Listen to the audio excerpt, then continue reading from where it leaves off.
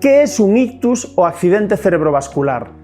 El ictus es una enfermedad cerebrovascular, es decir, se produce cuando hay un fallo en alguno de los vasos sanguíneos de nuestro cerebro. Este fallo puede ocurrir al romperse un vaso y provocar un ictus hemorrágico, o bien al taponarse un vaso produciendo un ictus isquémico. En cualquiera de los dos casos, el resultado es el mismo, y es que las neuronas del cerebro, que son las células nerviosas esenciales del mismo, dejan de recibir oxígeno suficiente y nutrientes para su supervivencia y mueren. Cuando hay muerte celular, en terminología médica, decimos que ha ocurrido un infarto. Al igual que en un infarto de corazón mueren células cardíacas, en un ictus mueren estas células cerebrales que denominábamos neuronas, por eso también al ictus se le llama infarto cerebral. ¿Por qué sufrimos un ictus? ¿Qué síntomas iniciales desvelan la existencia o la presencia de un ictus? Distinguimos dos tipos de ictus. El ictus hemorrágico, el vaso rompe como consecuencia de un aumento de la tensión arterial. Imagínate que tienes una manguera en tu jardín, que en un punto de la misma está muy gastada o trae un fallo de fábrica. Ahora imagínate que se produce un aumento fuerte de la tensión o de la presión de agua de tu casa. ¿Qué crees que es probable que ocurra?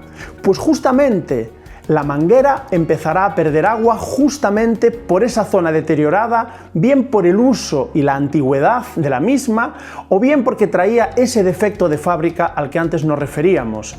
Estamos hablando de los principales mecanismos por los cuales se produce un ictus hemorrágico, es decir, arterias envejecidas por la edad y deterioradas por los factores de riesgo cardiovascular como pueden ser el tabaco, el alcohol, niveles altos de glucosa en sangre, o arterias que ya traían un defecto de fábrica, es decir, de nacimiento, que normalmente son aneurismas, un tipo de malformación arterial o venosa que presentan algunas personas en su nacimiento.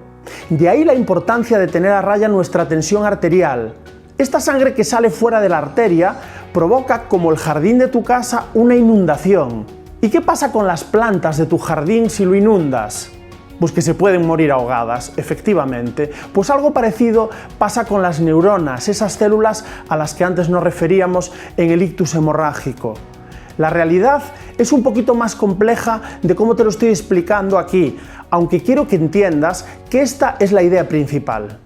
Por otra parte, en el ictus isquémico, el vaso se tapona, bien porque en la sangre vienen restos biológicos que no deberían estar ahí y de un tamaño mayor al recomendado y lo taponan, o bien porque la arteria se va estrechando cada vez más y más hasta un punto en el que la sangre no puede pasar por ella.